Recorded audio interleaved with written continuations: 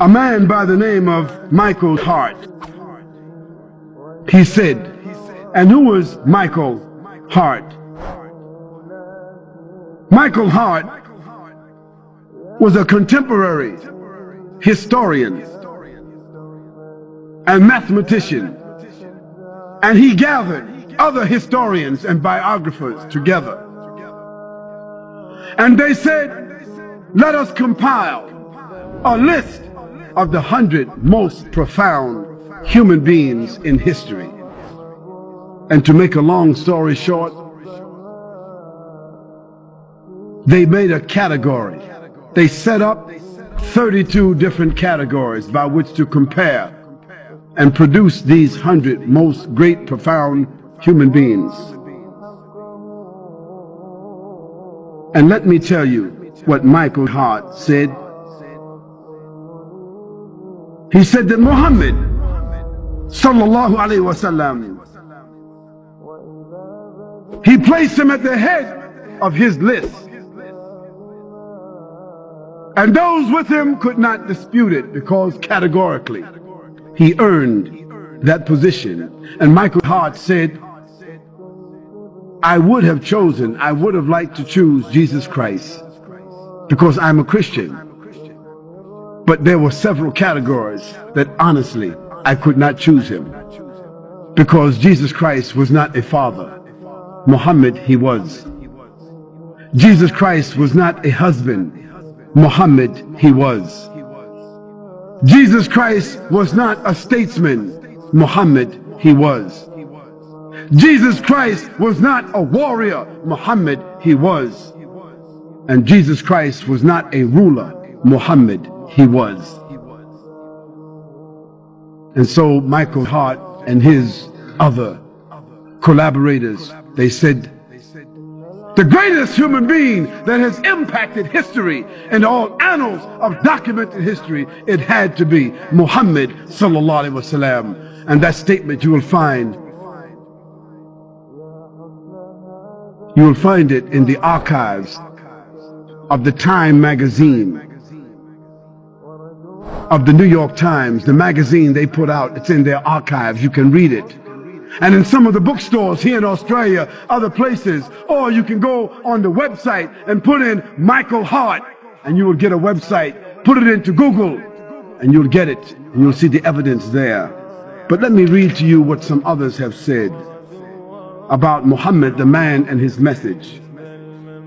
George Bernard Shaw said, if a man like Muhammad sallallahu alaihi wasallam were to assume the dictatorship and rulership of the modern world, he would succeed in solving its problems that would bring it much needed peace and happiness. Michael Hart said, my choice is Muhammad. To lead the list of the world's most influential persons may surprise some readers and may be questioned by others, but he was the only man in history who was supremely successful on both the religious and secular levels. And Castle's Weekly said, in little more than a year, he was actually the spiritual, nominal, and temporal ruler of Medina, with his hands on the lever that was to shake the world. Billions of Muslims all over the world throughout the last 1400 years have accepted the religious teachings of Muhammad sallallahu alaihi wasallam. And illiterate, often brought up in the harsh desert climate of Arabia, transformed a backward society into a great civilization. He was the only leader who realized his vision in his own life. He was born in Mecca as an orphan. He was raised in Mecca. He was driven out of Mecca. He was punished, had to flee. He was persecuted. His followers were killed.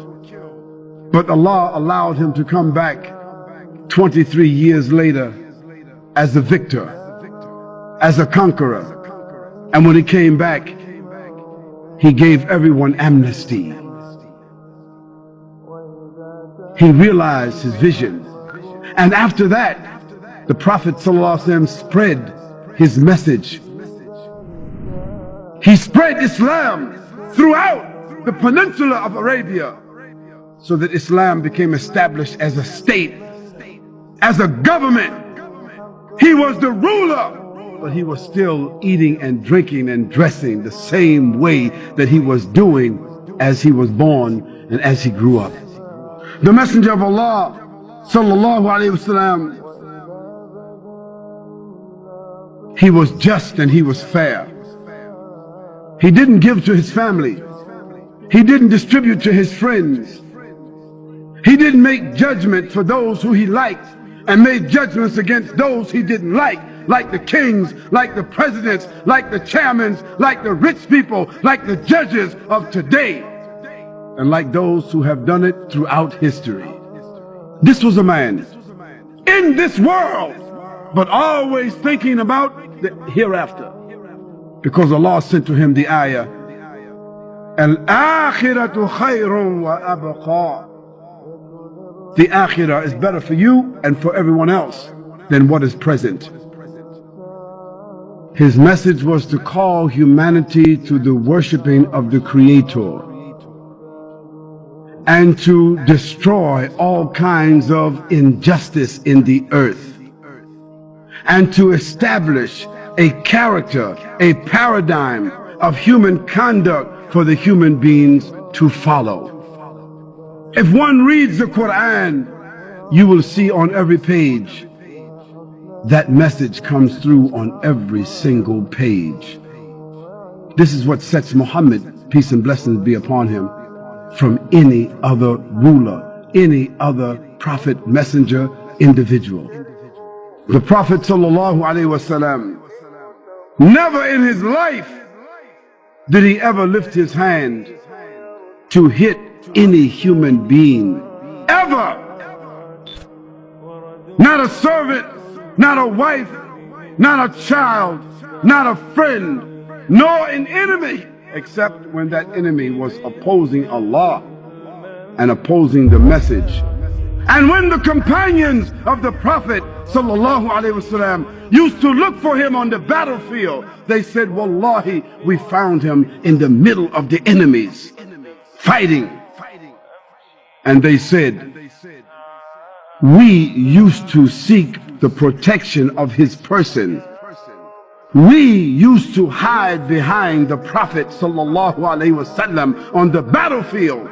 He was such a warrior and statesman on the battlefield, commanding and fighting for the way of Allah subhanahu wa ta'ala. But once he was off the battlefield, his eyes were downcast, and he was speaking softly, and he was gentle, and he was warm, and he was sacred and soft and caring and crying. The Prophet ﷺ was also, during the course of that day, feeding the poor, visiting the sick, discharging the army, acting as a statesman, acting as an arbiter, talking to the people, addressing the women, giving out the zakat, sewing his clothes, washing his house, shopping for the food, doing all the things that you and I do, and at night standing in prayer for 4 or 5 hours at a time, and in the day fighting the battles, discharging the armies, giving the ahkam and the rulings, explaining the Quran, instructing the people in behavior. How could a man do all of that and stand 4 or 5 hours at night at one time? What kind of human being could that be? It was a messenger. It was a prophet. This was a man with a message. Oh, Muslims and non-Muslims, Muhammad, according to the Quran, he was a witness over the believers. He was no more than a messenger. He was a man dealing gently with all people. He was a great favor. He was sent with an irrefutable truth. He was that unlettered prophet. He was a mercy and a messenger. He was a mercy to mankind. He was a witness over the believers, and the believers a witness over mankind. He was a mercy to the world. He was the best example to follow. He was the last prophet of mankind. He was sent to all the mankind and the jinn. He was victorious over all systems, and he was created on an exalted standard.